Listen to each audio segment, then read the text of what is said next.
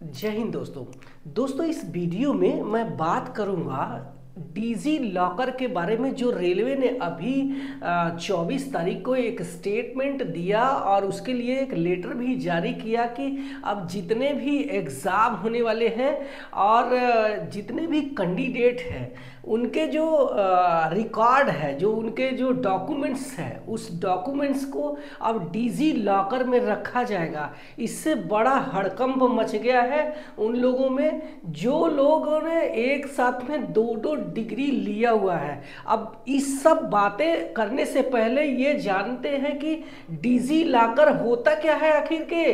तो digi locker एक तरीके का हमारा जो है एक फाइल स्टोरेज है और एक जो है मेमोरी है, जहां पे कि हर एक कैंडिडेट के जो है फाइल को आसानी से रखा जा सकता है।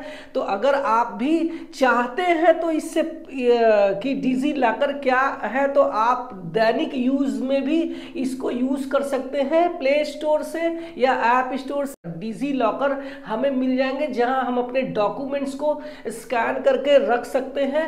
फ्यूचर में हम जहां भी जरूरत होती है उसकी प्रिंट आउट निकाल करके कहीं भी लगा देते हैं। ऐसा बहुत बार होता है कि हम जब डिजी लॉकर में अपने गाड़ी के कुछ पेपर्स कागज रखते हैं तो हमें ओरिजिनल पेपर लेके जाने की जरूरत नहीं है। उसी डिजी लॉकर से, चाहे वो आधार कार्ड है, चाहे हमारा 10वीं का मार्कशीट है, चाहे आपका कोई भी सर्टिफिकेट है, वो सब उसी में रखते हैं और जब जरूरत रहा तो उसमें से निकाल करके हम लोग यूज कर सकते हैं। और उसके लिए कहीं कोई प्रैक्टिकल जो फिजिकल जो हमें डॉक्यूमेंट्स कैरी करने की जरूरत होती है वो नहीं होती है।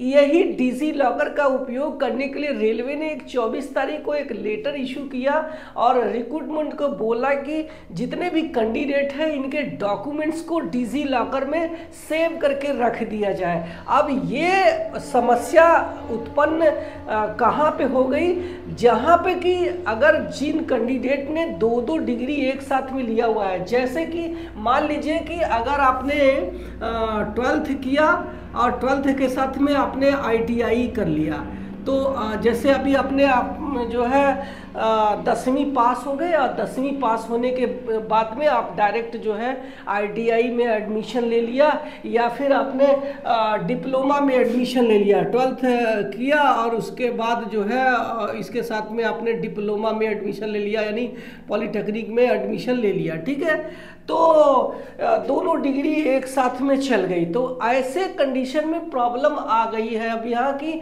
अब डिजी लॉकर में कैसा है कि रेलवे कभी भी चेक कर सकती है कि आपने एक साथ में दो डिग्री लिया हुआ है, तो यहाँ पे समस्या आ जाती है। अब कुछ लोग जो है ग्रेजुएशन किया है, ITI किया है इसके साथ में, ठीक है, तो यहाँ पे समस्या आ गई।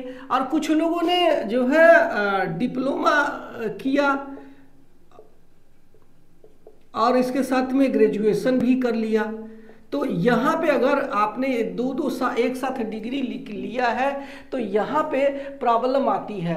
अब जो है अगर मान लीजिए कि अगर आपने दोनों में से किसी एक में आपने रेगुलर कर लिया है और दूसरा जो है प्राइवेट कर लिया है, तब तो कोई समस्या है ही नहीं है। जैसे मान लीजिए कि आपने एडमिशन ले लिया ITI में और ग्रेजुएशन आपने कहाँ से कर लिया, प्राइवेट से या आपने UGC से कर लिया है, तो वहां वो चल जाएगा। लेकिन समस्या तब आ गई है कि जब आपने ITI में एडमिशन लिया और उसके साथ में आपने ग्रेजुएशन का भी एग्जाम दे दिया और वो रेगुलर हो गया है, तो यहाँ पे समस्या उत्पन्न हो गई है। तो जैसे मान लीजिए अगर आपने ITI किया और ITI के बाद आपने ALP का फॉर्म भर दिया है, ठीक है। अब ALP का फॉर्म भर दिया किसी भी ट्रेड में ITI करके, तब तो यहाँ तक तो ठीक था। अब इसके बाद भी आपने चूंकि ITI के साथ में आपने ग्रेजुएशन भी किया है, तो ग्रेजुएशन का सर्टिफिकेट आपने यहाँ पे नहीं दिया होगा, ऐसा मैं मान के चलता हूँ, क्योंकि आप ग्रेजुएशन है और ग्रेजुएशन की ज़रूरत इसमें ITI वाला जो ट्रेड है, चाहे वो मतलब कोई भी ब्रांच है, और उसी ब्रांच से आपने समझो आपने ALP का फॉर्म भर दिया है और उसके बाद में आपने टेक्नीशियन का भी फॉर्म भर दिया है, और जो कि लीगल भी है ITI, और उसके बाद में आपने एक साथ में टेक्नीशियन का भी फॉर्म भर दिया है। अगर आपने डिप्लोमा है तो आप जो है इन दोनों का फॉर्म तो भरा ही है, आपका ALP का और टेक्नीशियन का। उसके बाद आपने एक और फॉर्म भर दिया है, वो है जूनियर इंजीनियर का भी फॉर्म भर दिया है। ठीक, तो अब यहाँ तक तो बात ओके थी, लेकिन समस्या यहाँ आ गई कि अब जो है नई वैकेंसी आ गई हमें NTPC का। कौन सा? अगर NTPC का, जिसमें 2 पोस्ट है हमें देखने को मिल रही है, एक है ग्रेजुएट लेवल का और दूसरा है अंडर ग्रेजुएट का। ठीक है, तो अब अगर मान लीजिए कि आपने 12th के बाद ITI या डिप्लोमा किया था, तब तो आप NTPC के अंडर ग्रेजुएट वाले पोस्ट को आसानी से भर सकते हैं, किसी भी प्रकार का प्रॉब्लम ही नहीं है।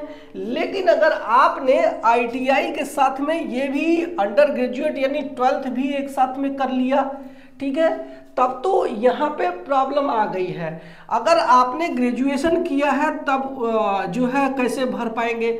तो यहाँ ये दिक्कत आएगी कि मान लीजिए कि आपने जो है आप एग्ज़ाम दिए और ITI बेस पे आपने ALP का भी एग्ज़ाम निकाल लिया और आपने NTPC का ग्रेजुएशन लेवल का आपने NTPC का भी क्लियर कर लिया और आप स्टेशन मास्टर बनना चाहते हैं और इसका एग्ज़ाम आपने क्लियर कर लिया। अब ये होती है कि किसी ने बोल दिया कि यार लोको पायलट का जॉब तो अच्छा है नहीं, अब तुम्हें ग्रेजुएशन लेवल का अगर स्टेशन मास्टर वाला जॉब मिल रहा है तो क्यों छोड़ोगे, या आप गुड्स ट्रेन मैनेजर का जॉब मिल रहा है तो क्यों छोड़ोगे, और जबकि ये इसमें थोड़ी बहुत प्रॉब्लम आ रही है। तो अगर आपने ये भी एग्ज़ाम पास कर लिया, ये भी एग्ज़ाम पास कर लिया, तो जब आप डॉक्यूमेंट वेरिफिकेशन के टाइम जाएंगे तो आपका जो डिजी लॉकर है वो देख सकता है। और उस डिजी लॉकर ऐसा नहीं कि आपका एक जैसे आपका जो भी नाम है जी, आपका नाम डाला जाएगा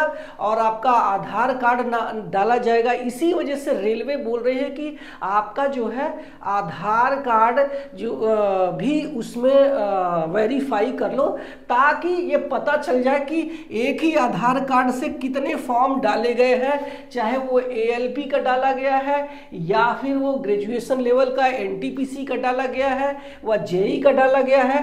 तो आपने अगर इसके और इसके अलग अलग फॉर्म डाल रहे हैं तब तो कोई प्रॉब्लम ही नहीं है, कोई भी प्रॉब्लम नहीं, क्योंकि आपका जो है रेगुलर कोर्स हुआ है और वो किसी भी कोर्स को लैपिंग अगर करता है तब तो प्रॉब्लम है। जैसे मान लीजिए लैपिंग का मतलब है कि आपने जो है एक ही डेट में एक ही टाइम में अगर आपने दोनों कोर्स कंप्लीट कर लेते हैं तो वो लैप कर जाता है। लेकिन अगर आप जो है सुबह मीटिंग में आपने ITI का कोर्स किया और शाम वाले में आपने ग्रेजुएशन की क्लासेस किया है तो वहाँ पे प्रॉब्लम नहीं आएगी। तो यही चीज़ है कि जब वो जैसे मान लीजिए कि आपका स्टेशन मास्टर का सिलेक्शन हो गया और आप वहाँ पे गए और डॉक्यूमेंट वेरिफिकेशन के समय में आपका डिजी लॉकर खोला के देख लेंगे तो आपने ये भी एग्ज़ाम दिया है अब जो है और ये भी एग्ज़ाम दिया है, तो वो देखेंगे कि आपका जो है सर्टिफिकेट दोनों आपने लगाया है, क्योंकि यहाँ पे आपने ITI का लगाया है और यहाँ जाहिर सी बात है ग्रेजुएशन या 12th वाला आप लगाएंगे ही लगाएंगे। तो अगर दोनों एक साथ में मैच कर गया तो आपको हो सकता है कि कोई भी नौकरी नहीं मिलेगा। लेकिन अब जो है मेरी एक ये सलाह रहेगी कि अगर आपने ये ITI बेस पर ये फॉर्म भरा है, कौन सा ALP और टेक्नीशियन का और ग्रेजुएशन लेवल का, तो अगर आपकी बहुत अच्छी इसकी तैयारी है तो आप इसको अवॉइड कर दें, अगर क्योंकि यहाँ पे हमें सर्टिफिकेट लगाने की ज़रूरत है। लेकिन अगर आपका मन है कि नहीं मैं देखना चाहता हूँ तो कोई भी प्रॉब्लम नहीं है, आप ग्रेजुएशन लेवल का या फिर अंडर ग्रेजुएट लेवल का NTPC का फॉर्म इस लेवल तक भरो। लेकिन जब आपका जो डॉक्यूमेंट वेरिफिकेशन होता है तो हमारे जो है रेलवे के ही कर्मचारी जो है स्टाफ रहते हैं जो आपके डॉक्यूमेंट्स को चेक करते हैं। तो जनरली ये जो डिजी लॉकर को चेक करने का जो है सिस्टम नहीं करते हैं, लोग अवॉइड करते हैं, क्योंकि किसी के फ्यूचर के साथ में कोई नहीं चाहता है कि खिलवाड़ करे। तो वहाँ पे आपको ये कोशिश करना है कि आप अगर एएलपी का डॉक्यूमेंट वेरिफिकेशन के टाइम जाते हैं तो आप इसको थोड़ा सा बताने की कोशिश मत करो कि मैंने ये किया है। और अगर आपने ग्रेजुएशन लेवल से या 12th लेवल से आपने एनटीपीसी का एग्ज़ाम दिया है और यहाँ पे आप अगर एग्ज़ाम पास कर जाते हैं तो आप जो है इसको जो है आईटीआई वाला भूल जाओ कि मैंने कोई डिग्री किया है। नॉर्मली चेक नहीं किया जाता है। हाँ, अगर आप ज़्यादा ओवर स्मार्ट है या आप मुझे मार वाली कहानी है या कोई आपका दुश्मन है जो कि आपसे दुश्मनी निकालना चाहता है तो बेशक वो इसकी खुलासा करेगा। तो आपको हो सकता है कि फिर ना तो राम मिले और ना ही रहीम मिले। तो ये वीडियो में आपको और भी कुछ डाउट है तो मुझे कमेंट सेक्शन में कमेंट करो, मैं रिप्लाई करूँगा। और इसके अलावा आप मुझे इंस्टाग्राम में भी मैसेज करके पूछ सकते हो, मैं वहाँ भी रिप्लाई करता हूँ। मिलते हैं किसी और वीडियो में किसी नए इन्फॉर्मेशन के साथ में। और आप मेरे चैनल पे पहली बार आए हैं तो सब्सक्राइब कर लेना, क्योंकि मैं यहाँ सिर्फ और सिर्फ आपके फ़ायदे की बात करता हूँ। Thank you so much.